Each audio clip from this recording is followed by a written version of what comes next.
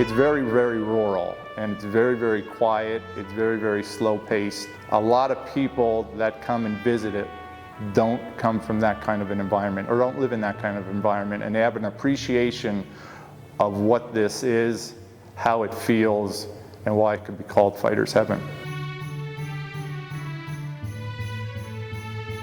Fighter's Heaven is the former Muhammad Ali training camp located here near Deer Lake, Pennsylvania. The most famous person in the world, the most recognizable person in the world at that time, chose this place, this area in northeastern Pennsylvania, came here and he trained, no frills, just very basic. People are amazed when they see his cabin, how basic it was, how Spartan-like it was, you know, no running water, no electricity in the very beginning.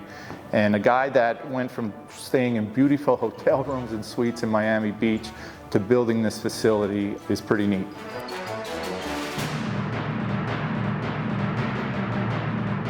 He kind of grew from just an Olympic champion, boxing champion, to kind of an icon and you know, like we've talked about, a mythical figure. And so when he resumed his career, he went down to Miami, and now he's not just a young guy. Now he's taken on the country. He's been vindicated by the Supreme Court. He's been front page news forever. So now he shows up in Miami Beach, and it is just a circus. Bernie had a boxing ring down at the mink farm, and he trained heavyweight fighters. He trained Ernie Terrell, one of Ali's opponents. So anyway, so they came up, and Ali thought, wow, this is, you know, he loved the fresh air, loved the clean water, loved everything about being out. And we're only an hour 45 from Philly, 2 hours from Manhattan.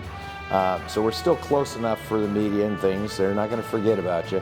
But he could really get away from it. Into what was Ali's locker room, or what was called his rub-down room. And again, it's set up to look like it did back then. He began training here in 1972 and trained for most of his fights to the end of his career in 1981. The period of time, or the length of time that he would be here in training, depended on the opponent. So for the big ones, the Rumble in the Jungle and the Thrilla in Manilla and some of the bigger fights, he'd be here for a few months. And then for lesser opponents, maybe for a few weeks, 6, 7 weeks in that area. That's what's fun about visiting Fighter's Heaven is, I think it's like right up there with, you know, Mount Vernon and Graceland, and you know, there's not a lot of properties that represent people in history, and here we have one, and we're doing our darndest to enhance it and preserve it. When you walk the grounds, you know, he trained right here. You know, he jumped rope on this platform. He sparred in a ring on that, right where that ring is, not the exact ring.